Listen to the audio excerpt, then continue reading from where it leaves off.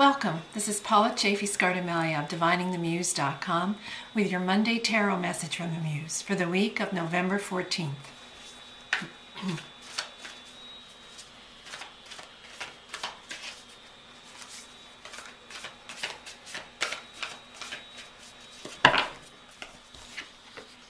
Okay, your theme for the week is the Six of Wands. Wands is the element of fire in the realm of spirit, creativity, career, and work.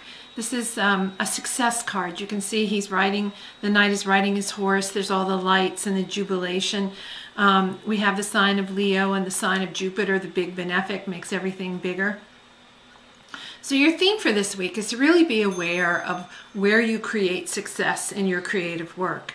The successes you've had in the past, the successes you're having currently. Maybe something is coming up that feels challenging and you need to remind yourself, you did that, you can do this. So really focus and keep your focus on where you want to go. He's heading towards the future. He's not, lingering in the past, worried about things he couldn't do or any of that. He's focused on celebrating his successes and moving on to the next one.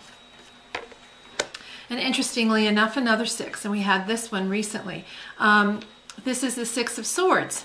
Swords is the element of air in the realm of mind, thoughts, attitudes, beliefs, and communication. So here we have the knight on his horse. Here we have the woman in the boat, and they're both facing into the future. The idea here is that, your focus needs to be on where you're going. So your question this week, your focus is, where do I want to be with my creative work? What is it I need to be doing now, currently? The unconscious, which is kind of this cave feeling with these stalactites and stalagmites of swords, those thoughts and doubts and beliefs that you can't do it can snag you and keep you from moving forward. You need to trust the light of your intuition, the boatman who helps you steer your way through those things as long as you are keeping your eye on where you want to go. So your focus this week is, where do I want to go? Where do I want to be? And then here's your action. Now this is a major arcana card, the Devil.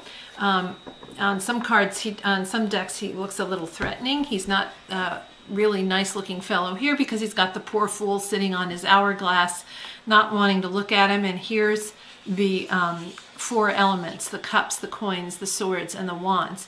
And the Devil holds the strings to those. So your action this week is to break the ties that bind. That is, whatever your fears are. See how he doesn't want to look at the Devil? You make your fears bigger than the reality. We do this with lots of things, including our recent election. So really look at what your fears are. Look at them. Look them in the face. Maybe they're not as big as you think they are, so that you are free then to move forward. He can't move forward. He's sitting on this hourglass. Time has stopped because he won't look. And then finally, the gift, Four of Swords. Here's a chance, here's the gift. You're in this sacred space. Here's Chiron, the symbol for that. In this sacred space, here's the crow bringing the messages. And you can't receive the messages if you don't give yourself time and space to retreat. If you let yourself do all that worrying, all that thinking, all that processing, and just keep going without giving yourself time to clear and cleanse, it's hard to receive the messages, the intuition, and the inspiration that wants to come to you, because it is there. So give yourself the gift of the retreat. So as we look at the story for this week, it's really about movement and what kind of movement you want for yourself. Really be aware of what your successes are in the past and what success it is you're reaching for now. Celebrate the successes. Use them to buoy you as you move forward, because the focus needs to be on where is it do you want to go. If you know where you want to go, you're less likely to be sabotaged by your doubts and fears. Then take action to really look those fears and doubts in the face.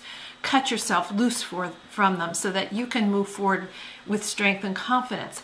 And then after you've done all that hard work, give yourself some time to be quiet, to be still, so that you're ready to receive new ideas, insights, and inspiration. And this is Paula Chafee-Scardamelia of DiviningTheMuse.com, wishing you divine musings.